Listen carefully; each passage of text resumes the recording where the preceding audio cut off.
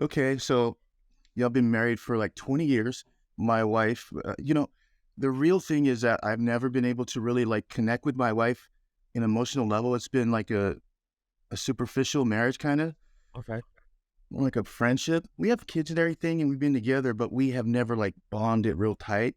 Okay. And so our friendship started to deteriorate, and I guess she was unhappy and she wanted to step out. And, this is over time, but it hit the fan about 3 or 4 months ago, and she left. So I, like most of the guys in the group, started scrambling, was a mess, and started doing the YouTube thing, and came across some. Basically, I'm gonna call them salesmen. They're like shysters. It's like a quick fix. Mm. They teach you how to get the girl, but then it's not sustainable. And then there was you. And so something about you, I can't remember what video it was, but the first one got me, and the confidence and the way you were talking, and then what sold me, Josh, was that the personal story that you told about, your girlfriend. I think it was college or something, and she cheated on you and whatever. So when you did that, it made it feel more like home and like you're invested into it. And I just started hitting the videos left and right, and so finally I made a call. Yes. Yeah, man. It's your one of my favorite quotes is your mess becomes your message, you know? And yeah, man, that mess really it messed me up pretty bad, but then I learned a lot from it, just like I'm sure you learned a lot from this journey, right? And this pain and everything, and you learned a lot about yourself. But so how long ago did you come into the program? It's been about 3.5 months. Okay, 3.5 months. Yeah. In that time, I'm sure you've done a lot of introspective work on yourself, right? Some stuff's been going on. Oh yeah. So before we go into like where you're at now, I just want to know. So like, I want to kind of summarize. So you never felt like you truly bonded with your wife, right? Like on an emotional, deep level. And I'm sure we could talk about maybe why that was, and maybe even at the end to kind of explore that more with you. But so that kind of like slow disconnection, the death of a thousand cuts, like I talked about, really causes separation with you two. Oh yeah. And then she wanted to step out, and 3 months now. Where are you at now with her? What's been going on? She's right out there doing the dishes. Yeah. How did that happen? Well, so through the program, what happened at first was I got on a payment plan, and so I got the material, and I started being real aggressive with it. And the guys were like, "Hey, you're too aggressive." Antonio was like, "You're going too fast. You need to slow down." So I slowed way down. And what happened, Josh? It was like you said. It's not that the material was not important. It's the groups that really carried me. And like you said, I started writing stuff down. I got a whiteboard over here, and I'm writing all my stuff down. And I'm talking with the guys and teaching, and we're bouncing things back and forth. I got a BIA, and that's the magic right there. Yeah. Yeah.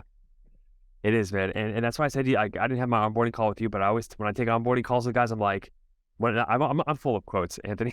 One of my favorite quotes too is like the menu is not the meal, right? So like I could sit here and even someone listening to this could be like why, like I guess we could talk about why these group calls are so powerful, but when you go on there, you just hear other men go through the same story as you, the same, like, holy crap, I'm not alone in this.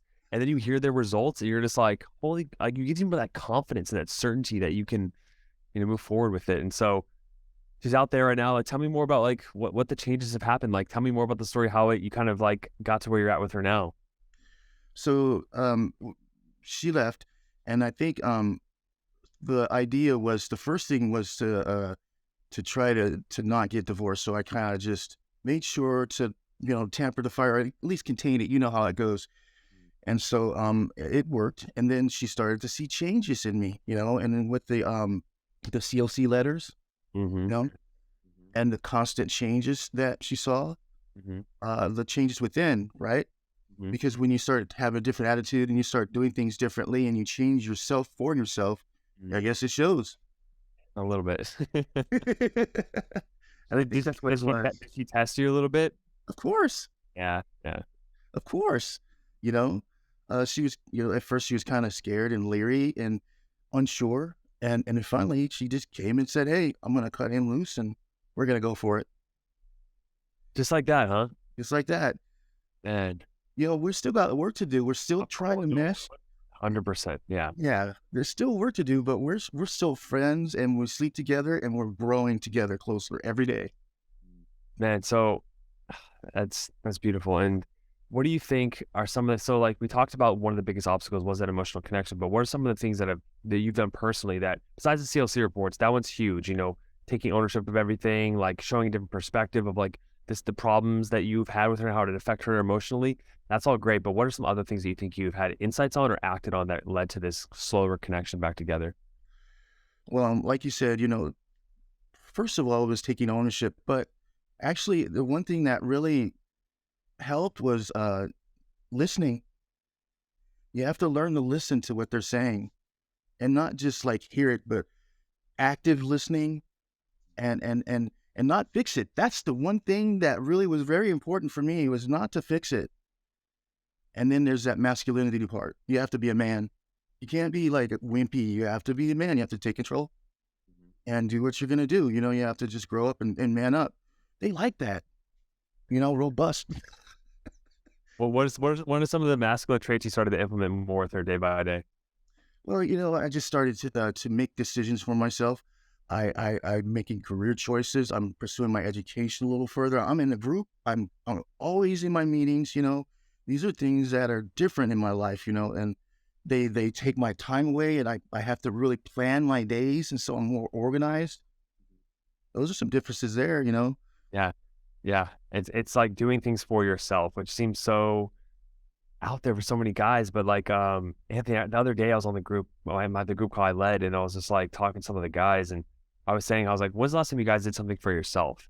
Right. And most of the guys were like, they say like, oh, I hung out with my kids or whatever. It's like, no, for yourself. Right. And it's like, what are you doing for you? Right. And that's a very attractive trait to see in a guy, that you have your own life, that you want to do your own things and develop yourself. Right. Right. Yeah. Oh, yeah. Yeah. Because I noticed that there are things that are deficient in my life.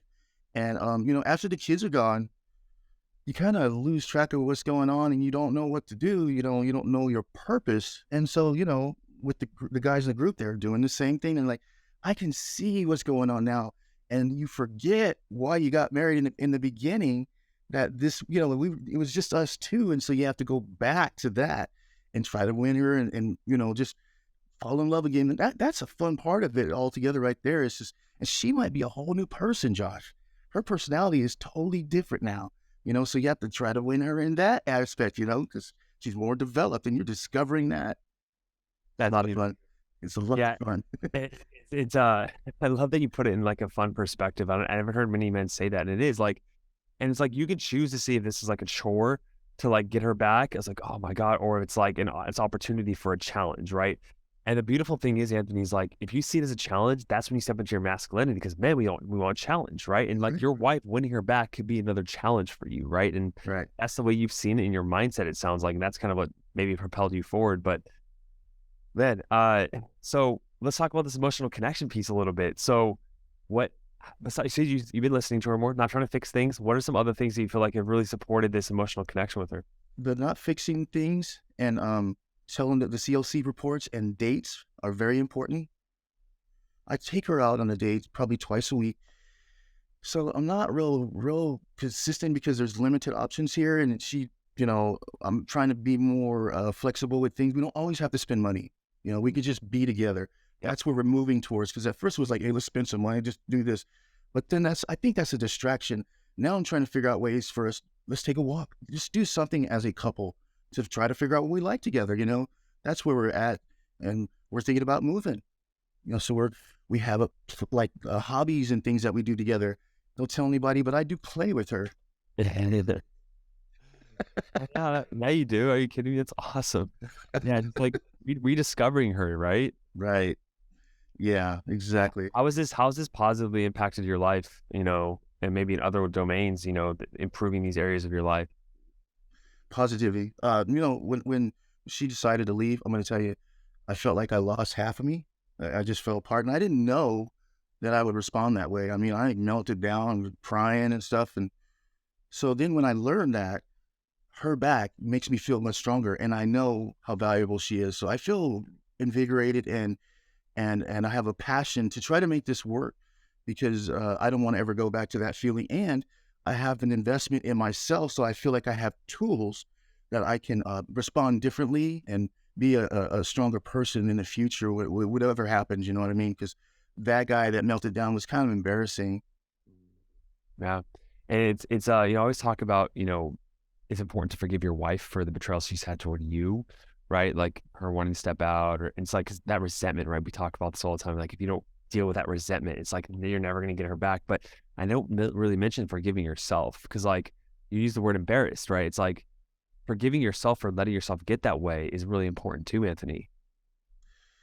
You're right, Josh, and that's what me and Greg are working on. Is that's one part that I'm working on is forgiving myself because I've done some things in the past that I'm ashamed of, and that probably led to the almost demise of this marriage, and that's I'm working on that today. Yeah.